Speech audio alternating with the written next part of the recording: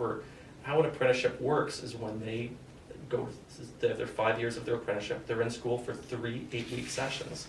So really, by the time you take out your midterm and your final exam, you see them 6 times. So, What do you mean 6 times? well, Like 6 classes over 6 once a weeks. week? Once a week for 3 hours is what the math Oh, I classes see, are. that's what the math. That's what the math classes are. Could you Can you tell run that me? by? Sure. Well, what happens when you do an apprenticeship, you have to do 9,000 hours for plumbing. I'll give you an example of it. It's 9,000 hours of workplace and school time. Usually it takes about 5 years to do your apprenticeship. So what happens, over the period of the 5 years, you come to school for 3 8-week placements. There's a beginner, an intermediate, and an advanced program. When you come, each time you come for the first 2 sessions, one of the components is a mathematical component. Now math, we have a designated math class, but the other classes incorporate math into it, be it plumbing theory, drafting classes, things like that, but there is a dedicated math portion. So you see your students 3 hours a week over the 8-week period, but like I said, you have a midterm exam where there's no class that day and your final exam, so you see them 6 times. So the idea of coming in and assessing a situation versus educating is something that is very difficult to do. Usually you try and incorporate some kind of intuitive nature to it where you can perceive what the student's capabilities are, but it's very limited. Can I ask you, Doug, because so we've sort of met now at 3 colleges and there are different ways that math is run. So are you a plumber? Yes. So you've been, and you teach the math?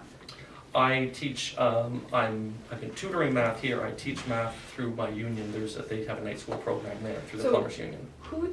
Is it a plumber that teaches the math That's here? correct. All the courses are taught by plumbers. By plumbers. So it's not like someone like myself who just has like a math degree comes in to do that. Depending on the situation, depending on what the hiring requirements are for whoever is capable of doing the job. Like Okay. all the theory courses are all taught by plumbers, and therefore the trade math is usually taught by plumbers, just for relationship's sake. And so you say it's a 3-hour block. Is Mhm. it lecture style? Do the kids just sit there and listen to you talk? Or is there an interactive part to it? How is the math taught? Math is taught basically in a board format, and then there's interaction where they're doing problem solving. A lot of the times, the best way of assessing what the situation is, students tend to have, especially a bunch of men, which is predominantly what plumbing is. Yes. There is an ego situation going on where no one will ever admit to you that they don't understand how to do anything. Right. They'd Right. rather sit there in silence and just Right. struggle. Me personally, I think the best way of what the problem is, give them questions to do. No matter how simple or how hard it is, give them something to actually do on paper. Body language is going to tell you exactly if they know what to do. So you would perhaps teach for 20 minutes and do Exactly. a question Do based a on your process, teaching? exactly. How Okay. many students would be in like your level 1? How many spots? There would are be, there? usually there's no more than 20 in a class at a Oh, time. I see. So it's manageable. It's not like It's- you're sitting with 100 kids. then. Usually courses like math, drafting, their lab classes and that, they're broken up in classes that are manageable. Okay. Theory classes where, plumbing theory, where it's strictly information gathering, there's classes of 40 for situations like that. But usually math and things like that, where it's manageable, where you can get a one-on-one report with your students. It's usually smaller classes, usually about 20 or under.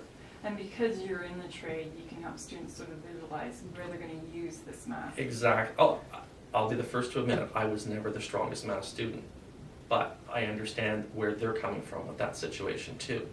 A lot of times when they refuse, no one ever puts up their hand that they don't get it the first time around.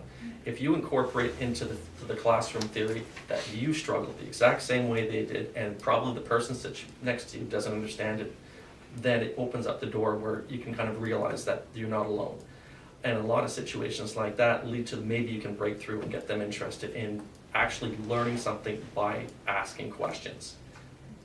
Now, can I ask you, Barry, is the math done in the same format in automotives? Is No, there we a have designated? we have a math teacher well, the apprentices don't have to take math, that's just done in their normal program, so there's not a separate math class. It's the math is embedded, like Stan would do math Yes. for his component, Mhm.